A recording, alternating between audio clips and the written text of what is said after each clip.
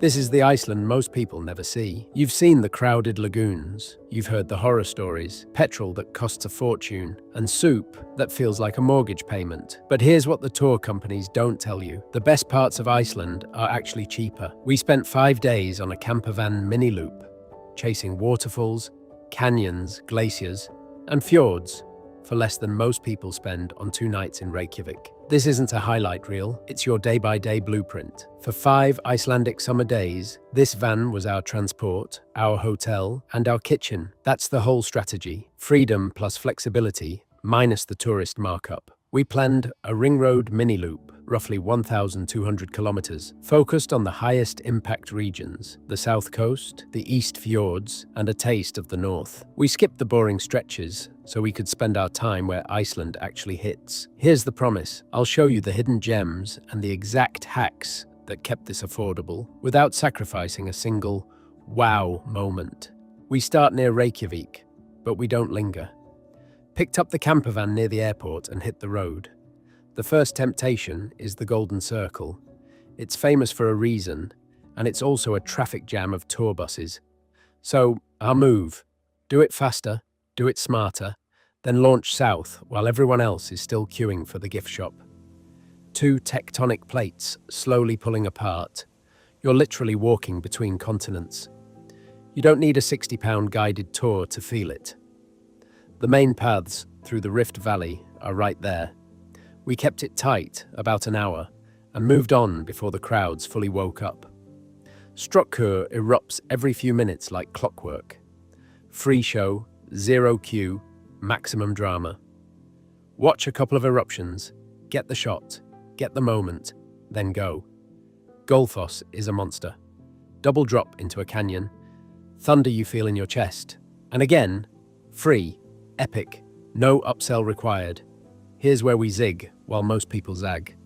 While everyone turns back to Reykjavík, we pointed the van south, because the real trip starts now. This is the single most important budget hack of the whole trip: groceries over restaurants. Eating out in Iceland will annihilate your budget. A basic meal can hit 25 to 35 pounds before you've even ordered a drink. So we found the bright pink pig, bonus, the discount supermarket, and loaded up like we were prepping for the apocalypse. Skyer for breakfast. Bread, cheese, tomatoes for road lunches, pasta, pesto, mince, instant noodles for dinner, coffee.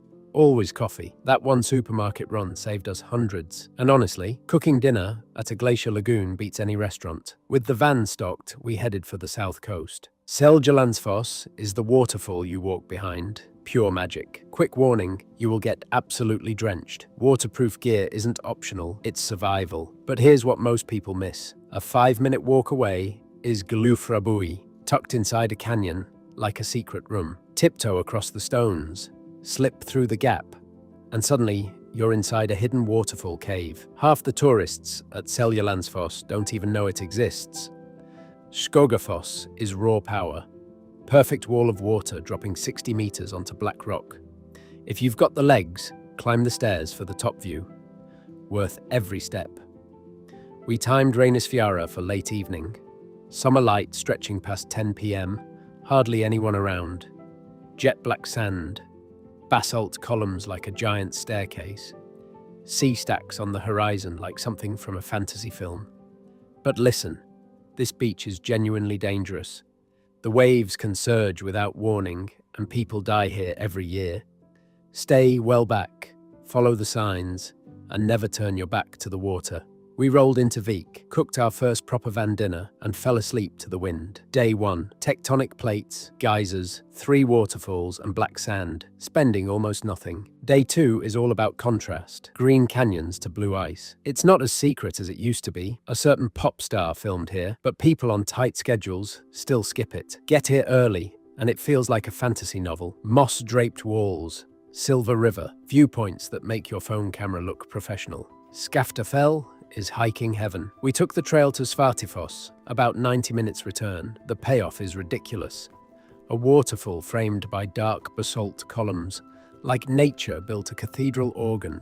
This is what inspired the architecture of Reykjavík's famous church.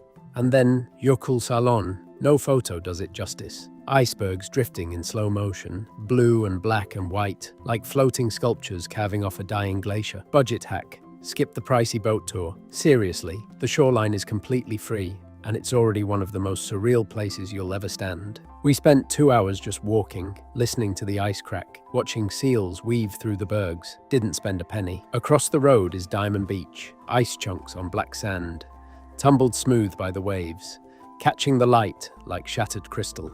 It's one of the most surreal places on Earth for exactly £0. We ended the day near Höfen, ignored the restaurant temptation, and cooked dinner in the van, because this trip is proof that budget doesn't mean boring. If the South Coast is Iceland's blockbuster, the East Fjords are the indie film everyone sleeps on. The road twists along the sea, forcing you to slow down. And honestly, that's when Iceland starts to feel personal. No crowds, no queues, just you, the van, and fjords that go on forever. We made a quick detour to Stoksnes for Vestrahorn. There's a small access fee, about £8, but the photos are absolutely unreal. Jagged mountains reflected in black sand pools. If you're into photography, don't skip this. Then we crossed the mountain pass into Seyðisfjörður, storybook houses, waterfalls cascading into town, and a calm, artsy vibe that feels completely different from the rest of Iceland. Quick question. If you could see one thing in Iceland, what would it be? Drop it in the comments. I'll reply with a stop that matches your vibe. Now for the real payoff, Studlagill Canyon. Getting here takes effort. Bumpy gravel road, then a solid walk.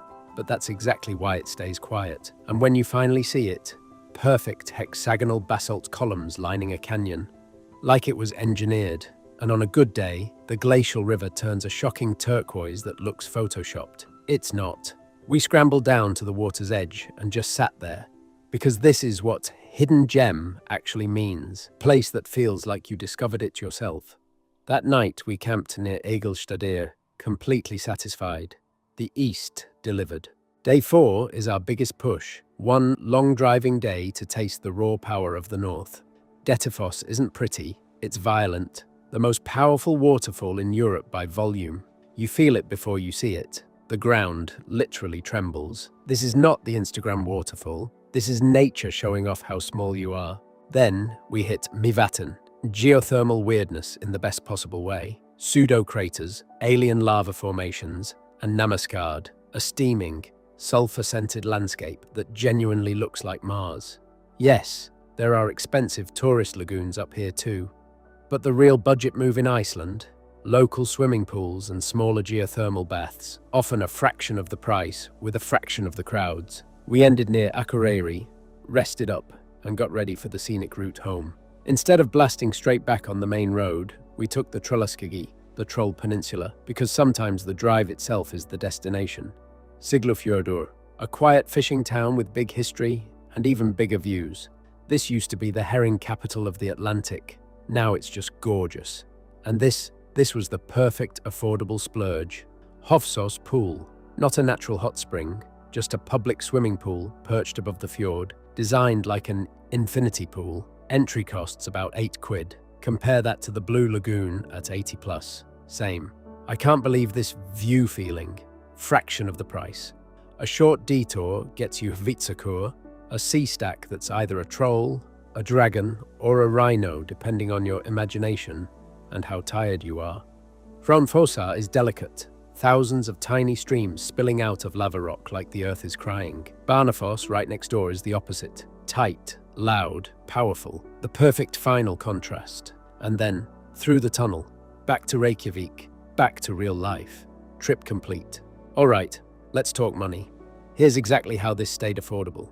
Campervan prices vary by season, but for a basic summer van, we budgeted around £120 per day.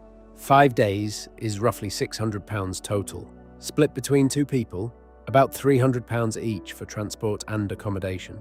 Yes, fuel is expensive in Iceland.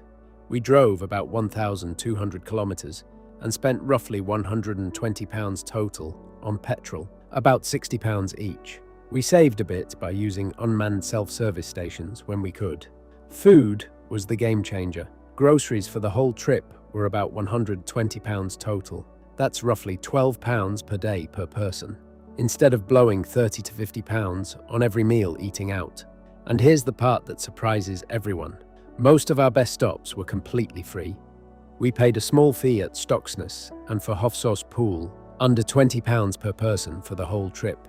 So our rough total, about £435 per person for 5 days. In Iceland.